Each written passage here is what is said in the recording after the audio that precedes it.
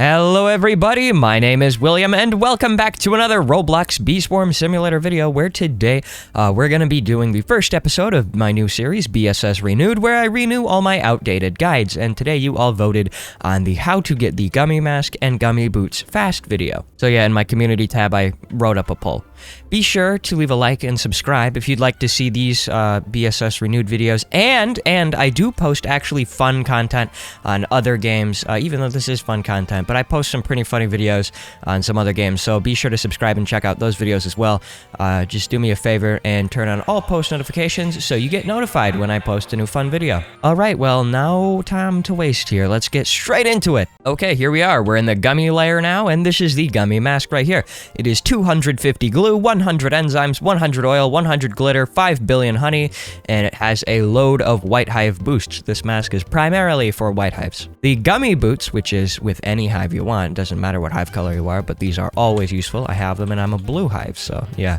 500 glue, 250 red extract, 250 blue extract, 250 glitter, and 100 billion honey. And the stats on this thing are kind of crazy. So, well, they're not crazy, but they're kind of handy. Ooh, a festive gift. Let's go. Thank you, you_. Okay, so while we're here in the Gummy layer, tip number 1 to get glue, because we're going to be talking about how to get the crafting materials to make these masks and stuff, masks and boots. So the first tip is to get your glue dispenser every day, and your glue dispenser gives you 5 glues if you have a Grandmaster goo badge. It depends on your goo badge, like depends on what tier you have is the amount of glue you'll get. Like if you have an ace, then you'll get 3 glue from the glue dispenser every day. So yeah, just be sure you get your glue every day. It can be very handy.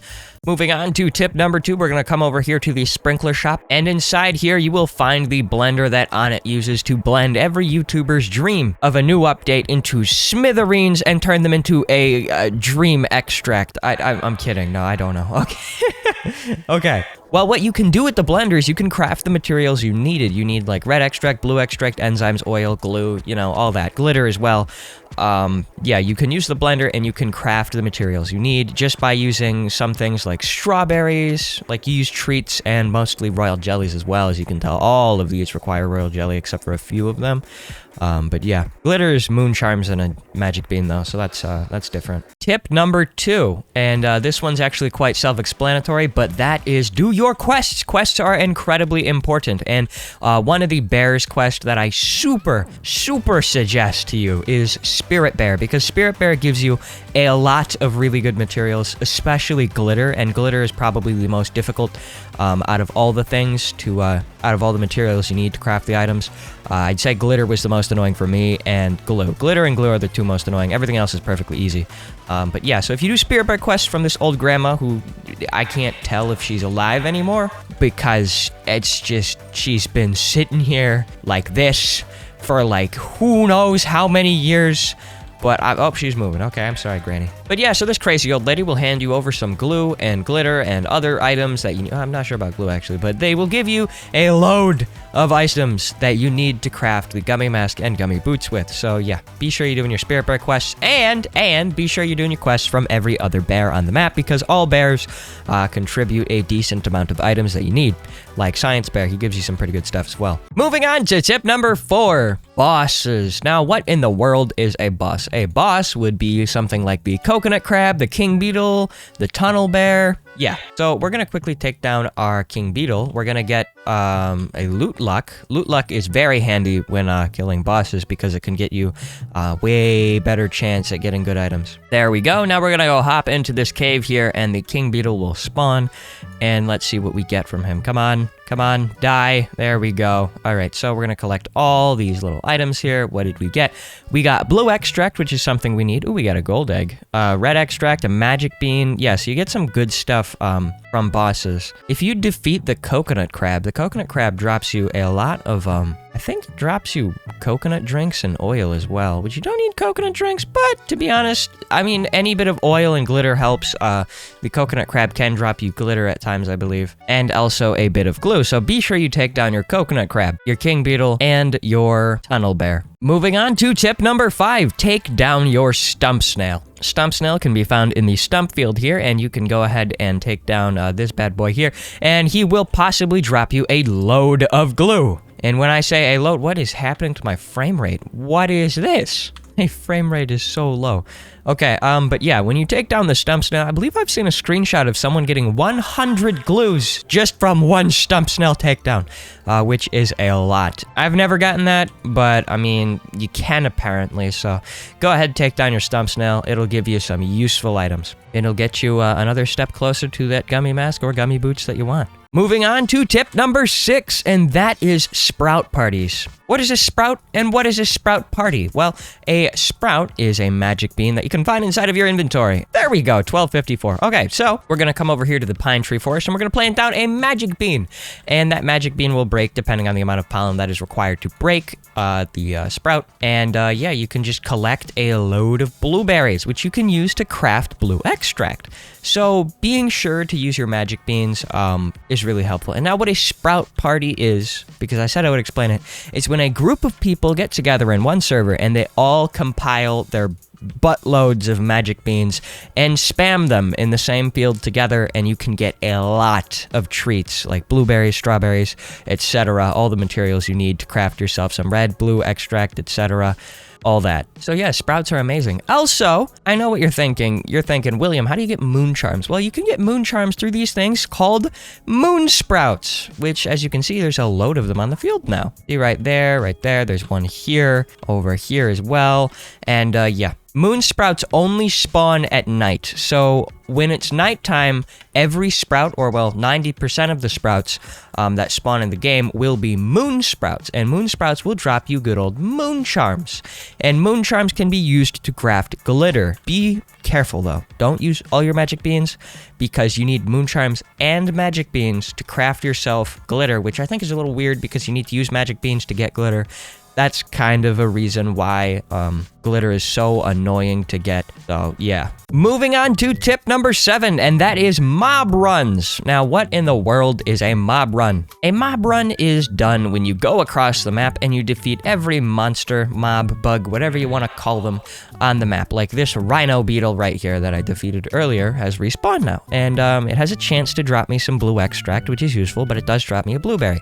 There's some bugs up here as well that you can take down, and they will drop you. Ladybugs can drop you red extract, and rhino beetles will drop you the opposite, which is blue extract. Bugs like mantises can drop you glitter or enzymes, which are both very useful, especially the glitter, but it is a rare drop. Scorpions, I believe, can drop you red extract as well. I'm not sure how rare it is, but oh yeah, look at that right there, red extract from the scorpion. Perfect timing. That's funny. Let's go up here to the pineapple patch and just see if we can get ourselves a glitter from the mantis. Nope. Okay, no, we didn't. But yeah, just running across the map and defeating all the mobs you can, like the spider and the werewolf are both really good.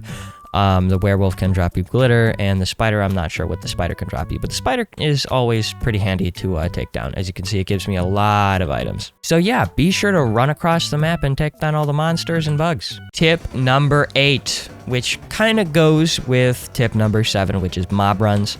Tip number 8 is macro. What in the world is a macro? Well, I explain what a macro is in this video right here in the top right-hand corner, because I can't fit it all into just this video. But essentially, to summarize it, a macro is a software that records certain keystrokes, like button presses on your computer, and it plays them back at like an infinite number, and like you can loop it, you can make it do it only a certain number of times and all that, and it will redo it constantly. So pretty much why that's useful is because you can make it where you run over to take down a bug right there. You can take down the ladybug, you can take down that bug, and you can make it do that infinite amount of times, and you don't have to press a button. Like, you can just do it one time, and heck, there's even pre-made macros that you can use from Discord servers. But what that does is you can just automatically have your computer do your mob runs for you, and you don't have to do anything. And you can also use it to collect blueberries or strawberries or any treat of any kind from any specific field. Like, if you macro in the pine tree forest, like this dimwit is doing right now, he's not actually a dimwit, I'm sorry. But pretty much what he's doing is he's farming in the pine tree forest, which will get him a bunch of blueberries. And blueberries are very handy because you can make blue extract with them. And the strawberry field will get you red extract because of strawberries, you know, etc. Also, it gets you a lot of honey. You can get like 5,000 blueberries in one night in the pine tree forest, 5,000 strawberries from the strawberry field, 5,000 pineapples from a pineapple patch. It's kind of nuts. Honestly, it completely defeats the purpose of sprouts. But sprouts and doing macros, you can get a lot of extra treats. So be sure you're macroing and doing your sprouts. Tip number 9, memory matches. Memory match is something like this right here. See the MM up there? You know, you can just go here and you have a certain number of chances. The more badges you have, like the more, well, Grandmaster badges or who knows what kind of level badge you have, but they will give you more chances. And what you do is it's like a little guessing game like this. See, look, you just guess around at what's what and you have to match too, which, as you can tell, I suck at this game.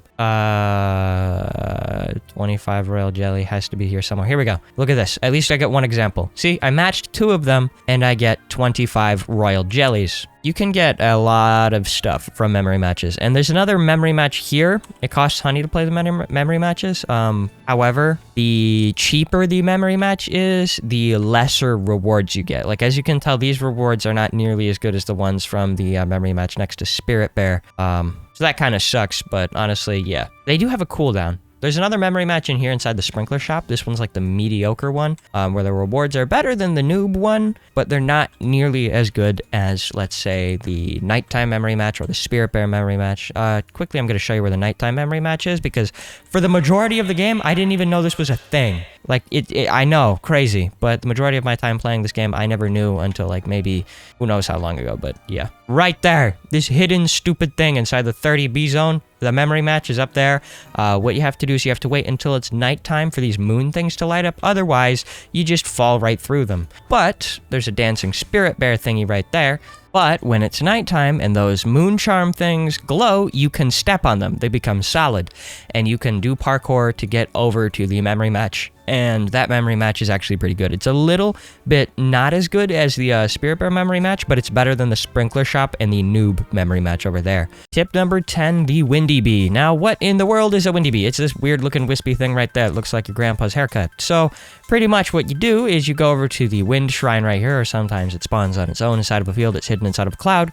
But you go ahead and donate either a star jelly, or you could donate a glitter to the Wind Shrine here, and it will summon in a Windy Bee. And now you have to go run around the map to find a cloud. There we go. There's a cloud right here, and as you can see, if you look very carefully, inside the cloud, there is a Windy Bee right in there.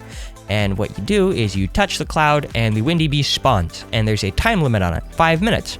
And it has an HP. So your bees will run up and attack it. Make sure you're collecting your attack tokens as well so you get that attack buff. The more damage you deal to the Windy Bee, the better the rewards. I did my Windy Bee yesterday, so they're not going to drop me very good rewards, as you can tell. It's just a couple of sunflower seeds and stuff like that. But the higher the level of the Windy Bee, which because this one's only level 6, the higher the level of the Windy Bee, the better rewards that it will drop you. And the more damage you deal to it in the littler amount of time, the Windy Bee will drop you better rewards. You can do this in like a group of people. As you can see, I got a load of tickets. Sometimes it drops you glitter, and yeah. That's mainly the reason I did Windy Bees back then, was just for the glitter so I could craft the gummy boots. So be sure you're taking down your Windy Bee. You can get a load of tickets as well. And you can get star jellies, which is a nice bonus. Tip number 11. Planters. And this is where the actual revised version of this guide comes in, which I have no idea why you all wanted me to revise this guide specifically.